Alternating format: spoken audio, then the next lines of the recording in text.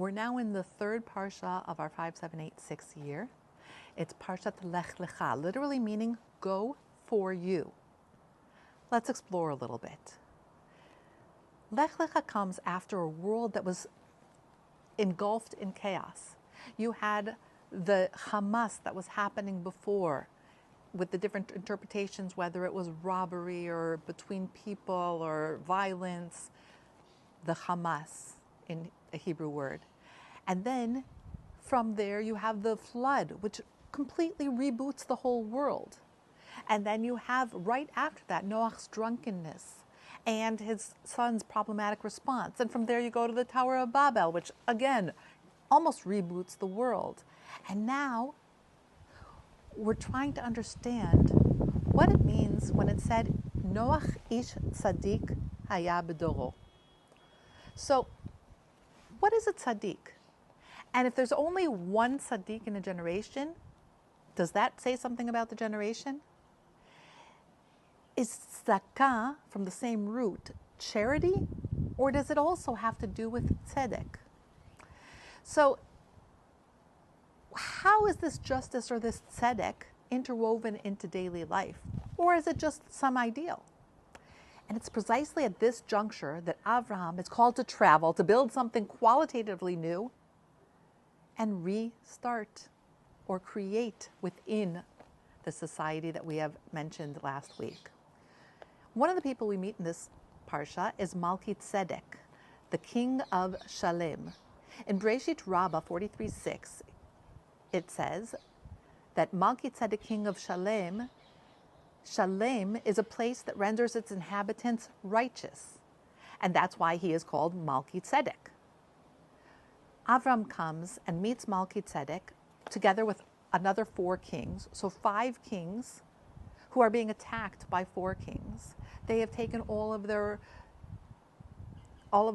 property. They have conquered these 5 kings. They've taken Avram's nephew, Lot, who was living in Sodom at the time, one of the 5 kings.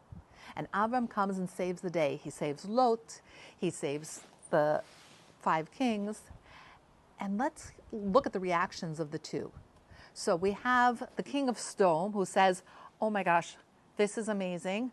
You take all the spoils. You're good with all the material goods. Just give us all the people. We're not even going to go into what he wanted to do with the people, but that's his response. Now, contrast that with the response of Malki Tzedek. Malki Tzedek, first of all, doesn't say anything at the beginning. All he does is he brings out bread and wine. After that he brings out the bread and the wine, the first thing he says is, Abraham should be blessed by the God Most High. There's an insistence that justice is not abstract but local. Not just a value, but a lived reality. The bread and wine given by Malki Tzedek are acts of righteousness, forming the texture of communal life. God's promise to Avram and his response shifts the narrative. Ve'amin b'Hashem vayachsheva lo tzedaka, from 15:6. He trusted in God, and it was considered for him as righteousness. Now, what does Ibn Ezra say about this? One of our Sephardic sages. He explains that tzedakah is justice, paralleling utzedakah tiyeh lanu, from Deuteronomy 6:25. Bechokekei Yehuda ties this to the verse in Tehillim 89:15. Tzedek u'mishpat machon kisacha. Justice and law are the foundation of God's throne. This theme continues after the flood, after the Tower of Babel. There is a new order necessary to re-establish the world.